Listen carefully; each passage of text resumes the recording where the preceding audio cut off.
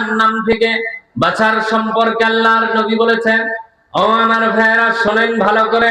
আল্লাহর নবী বলেছেন, আমার উম্মতেরা শোনো, আমার সাহাবীরা শোনো, একটা খেজুরকে যদি পারো অর্ধ অংশ ভাগ করে দান করে দিয়া হলেও সেই কঠিন জাহান্নাম থেকে বেঁচে নাও। ইত্তাকুন নার ওয়ালাউ শাত্তুম মিনাত তামা।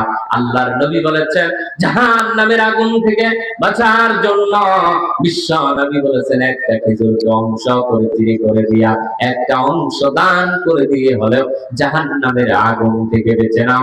জাহান্নামের আগুন বড় ভয়াবহ। দান করলে বিশ্ব নবী বলেছেন জাহান্নামের আগুন থেকে বাঁচা যায়। যেরকম ভাবে আগুনের মধ্যে পানি ঢেলে দিলে কি হয়ে যায়, আগুনটা নিভে যায়। আল্লাহর নবী বিশ্ব নবী বলেছেন, দান করলে আল্লাহ বান্দার থেকে এরকম জাহান্নামকে অনেক দূরে সরায় দেয়। সুবহানাল্লাহ।